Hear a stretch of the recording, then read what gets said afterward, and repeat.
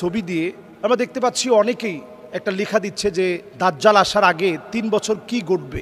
তো এই বিষয়টা নিয়ে আমাদের প্রথম প্রশ্ন যে দাজ্জাল আসার আগে আসলে ৩ বছর কি ঘটবে। দাজ্জাল হচ্ছে কিয়ামতের একেবারে বড় আলামত, যে আলামতগুলো প্রকাশিত হওয়ার পরে মানুষ আর সময় পাবে না। পুতির একটা মালা থেকে দানা পড়ে গেলে একটার পর একটা যেভাবে পড়তে থাকে, এইভাবে একটার পর একটা একটার পর একটা একটার পর একটা পড়তে থাকবে। মানুষের হাতে আর কোনো সময় থাকবে না। দাজ্জাল আসার আগে পৃথিবীতে বেশ কিছু সিমটম দেখা দিবে। এই পৃথিবী উত্তাল হয়ে পড়বে। হাত্তা তুরাল আরদু দামান, সারা দুনিয়াতে বিভিন্ন প্রান্তে মুসলমানেরা মার খাবে। ওয়ায়াকুন আল ইসলামু গরিবা, পৃথিবীতে এমন অবস্থা হবে যে মুসলমানরা সবচেয়ে দুর্বল হবে। এরপরে আল্লাহ রাব্বুল আলামিন মুসলমানদেরকে সফল করবেন, শক্তিশালী বানাবেন ইমাম মাহদি আলাইহিস সালাতু ওয়াস সালামকে পাঠিয়ে। উনি যখন আত্মপ্রকাশ ঘটবে ওনার 40 বছর বয়সে, এরপর মুসলমানরা শক্তির একটা জায়গায় আবির্ভূত হবে। মুসলমানরা এতটাই শক্তিশালী হবেন, ইউসলিহুল্লাহু লাহু লাইলাতান ওয়াহিদা, এক রাত্রির ভিতরে মুসলমানরা শক্তিশালী হয়ে যাবে। সুবহানাল্লাহ বিহামদি। এরপরের বিষয় হচ্ছে মাহদি আলাইহিস সালাতু ওয়াস সালামের 6 বছর পরে দাজ্জালের আত্মপ্রকাশ ঘটবে। দাজ্জাল যখন এই পৃথিবীতে আসবে, অবস্থাটা এমন হবে, তার আগে দাজ্জাল আসার আগেই আল্লাহ রাব্বুল আলামিন শেষ সময়টা এমন হবে, ইন্নাল্লাহ আজ্জা ওয়া জাল্লা লাম ইয়াবআসু নাবিয়ান ইল্লা হাযযারা উম্মাতাহু দাজ্জাল। এমন কোন নবীকে আল্লাহ তাআলা পৃথিবীতে প্রেরণ করেননি যেই নবী আলাইহিস সালাতু ওয়াস সালাম তার স্বীয় কওমের লোকদেরকে দাজ্জালের ব্যাপারে বোঝাননি। দাজ্জাল এই পৃথিবীতে আসার পূর্বে প্রথম বছরটি এমন যাবে, প্রথম বছরটির ভিতরে এমন ভয়াবহ অবস্থা দেখা দিবে, আল্লাহ তাআলা পুরো আকাশকে মেঘ পড়া, আকাশকে 3 ভাগের 1 ভাগ মেঘ পড়া আল্লাহ তাআলা বন্ধ করে দিবেন। আকাশ থেকে বৃষ্টি বর্ষণ 3 ভাগের 1 ভাগ হবে, আল্লাহ তাআলা বাকিটা বন্ধ রাখবেন। এরপরে আল্লাহ রাব্বুল আলামিন জমিনের উর্বরতা কমিয়ে নেবেন 1 ভাগ। দ্বিতীয় বছর এমন হবে জমিনের উর্বরতা আল্লাহ রাব্বুল আলামিন 2 ভাগ, আল্লাহ রাব্বুল আলামিন জমিনের উর্বরতা কমিয়ে নেবেন।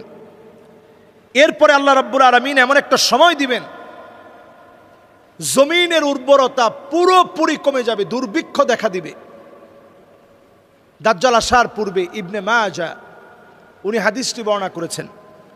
এরপরে দাজ্জাল এসে দাজ্জাল যে কাজটা করবে, ফালা তাবকা লাহুম সাইমাতুন ইল্লা হালাকাত, জমিনের অধিকাংশ জায়গা কেমন যেন ধ্বংস হয়ে পড়বে। দাজ্জাল আসার 3 বছর আগেই জমিনের অধিকাংশ জায়গা একেবারে ধ্বংস হয়ে পড়বে।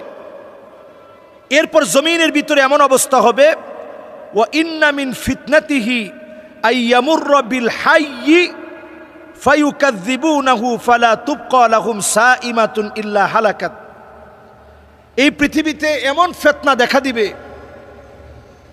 মৃত ব্যক্তিকে যদি দাজ্জাল বলে যে তুমি জীবিত হয়ে যাও, দেখবেন জীবিত হয়ে যাবে। বর্তমানে এই বিষয়গুলোকে একেবারে হালকা করার জন্যে এআই প্রযুক্তি ব্যবহার করা হচ্ছে। আপনারা অনেকেই হয়তো বিষয়গুলো অনেকে জানেন, অনেকে জানেন না। এবং দেখবেন ড্রোনের মাধ্যমে শূন্যস্থানে বিভিন্ন এলিয়ন দেখানো হচ্ছে।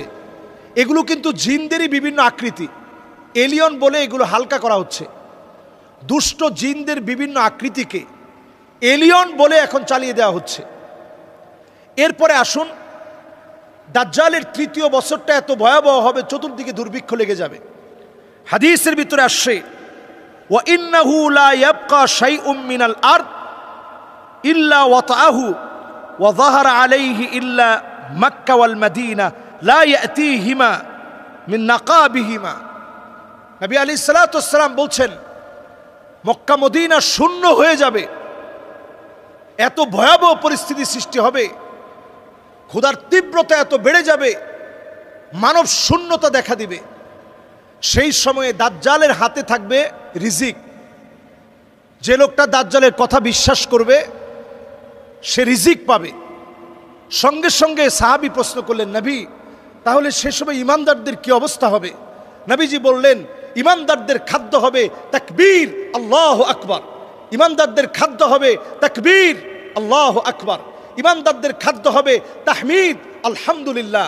ইমানদারদের খাদ্য হবে জিকিরের মধ্যে আল্লাহ তাআলা ইমানদারদের খাদ্য রাখবেন। জিকিরের মধ্য দিয়ে ইমানদারদেরকে আল্লাহ তাআলা রিজিক দান করবেন। সুবহানাল্লাহ বিহামদি। এই সময়টা আমাদের কাছে আপনি যদি একটু চিন্তা করেন, বর্তমান সময়ে এআই প্রযুক্তির সময়ে ড্রোনের মাধ্যমে শূন্য স্থানে কত কিছু দেখানো হচ্ছে, নানাভাবে বিভিন্ন জায়গায় বিভিন্ন চিত্র ধারণ করা হচ্ছে, নানাভাবে বিভিন্ন জায়গায় বিভিন্ন দৃশ্য আমরা দেখতে পাচ্ছি। এমনকি আমরা চ্যাট জিপিটি, এই চ্যাট জিপিটির ভিতরে কিছুদিন আগেও তাকে প্রশ্ন করলে যে সবচেয়ে ভালো ধর্ম কোনটা, চ্যাট জিপিটি সে জবাব দিয়েছে, আমি যদি কোনো মানুষ হতাম তাহলে আমি ইসলামকে বেছে নিতাম। কিন্তু দেখেন চক্রান্ত কেমন। এখন আপনি চ্যাট জিপিটিতে যদি আপনি প্রশ্ন করেন সবচেয়ে শ্রেষ্ঠ ধর্ম কোনটি, চ্যাট জিপিটি সে উত্তর দিবে যে আমি হচ্ছি একটা রোবট, আমি তো একটা মেশিন, আমি তো ধর্ম নিয়ে কোনো কথা বলতে চাই না। তার মানে প্রত্যেকটা জায়গায় সুকৌশলে তারা আপনাদের মন, মাইন্ড, সেট আপ সবগুলোকে নিয়ে নেবে। আপনি ইউটিউবে যা দেখতেছেন আপনি দেখবেন ফেসবুকে ঠিক তাই আসছে। এমনকি অনেক সময় আপনি দেখতে যাচ্ছেন না, ফোনে আপনি সাথে রেখে আপনি হয়তো আপনার বন্ধুর সাথে বলছেন যে আসলে আমার বুকটা ব্যথা করতেছে, আসলে ডাক্তার দেখানো দরকার, এরকম কথাবার্তা চালাচ্ছেন। একটু পরে আপনি ঢুকবেন, দেখবেন অনলাইনে বিভিন্ন বিজ্ঞাপন আপনার চোখে পড়তেছে যে আপনার বুকে ব্যথা করতেছে, আপনি এই ওষুধটা খেতে পারেন, এটা খুব কার্যকরী ঔষধ। তার মানে আপনাকে টোটালি এখন কিন্তু নিয়ন্ত্রণ করা হচ্ছে অ্যালগরিদমের এই যুগে। অ্যালগরিদম ছাড়া এখন বর্তমানে কোনো প্রযুক্তি কল্পনা করা যায় না। এই সময়ে আপনার কোনো প্রাইভেসি বলতে কিছু নাই। সুতরাং বাঁচার জন্য দাজ্জালের ফিতনা থেকে এই যে জুমাবারে সূরা কাহাফ পড়ুন, প্রতিনিয়ত 10টা আয়াত সূরা কাহাফের তেলাওয়াত করার চেষ্টা করেন। আমরা ইনশাআল্লাহ দাজ্জালের যে ফিতনাগুলো আমরা এখন শুনছি, জানছি, এগুলো যেন মাইক থেকে বলা বন্ধ না হয়ে যায়। নবী আলাইহিস সালাতু ওয়াস সালামের সেই বিখ্যাত বিষয় যেটা আমাদের প্রত্যেকের প্রচারে রাখা দরকার। নবীজি বলছেন, আমি দাজ্জাল সম্পর্কে যা বলে গেছি কোনো নবী তা বলে নাই। দাজ্জাল হচ্ছে আওয়ার, দাজ্জাল হচ্ছে তার এক চোখ টেরা থাকবে, অন্ধ থাকবে, ফুলা ফাপা নষ্ট থাকবে। আমি আল্লাহ রাব্বুল আলামিনের নবী মুহাম্মদ সাল্লাল্লাহু আলাইহি সাল্লাম যেভাবে সতর্ক করেছি, এই সতর্ক দুনিয়ার কেউ করেনি। আমি তোমাদেরকে সতর্ক করে গেলাম। আমার আল্লাহ তিনি আওয়ার নয়, আমার আল্লাহ তিনি অন্ধ নন। এজন্য আমরা দাজ্জালের বিষয় যেদিন মাইক থেকে বলা বন্ধ হয়ে যাবে তখন দাজ্জাল আসার সময়টা চলে আসবে। বর্তমানে এই সময়ে দাজ্জালের ব্যাপারে আমরা তেমন কোনো কথা বলিও না, আমরা শুনিও না এবং চেষ্টাও করি না।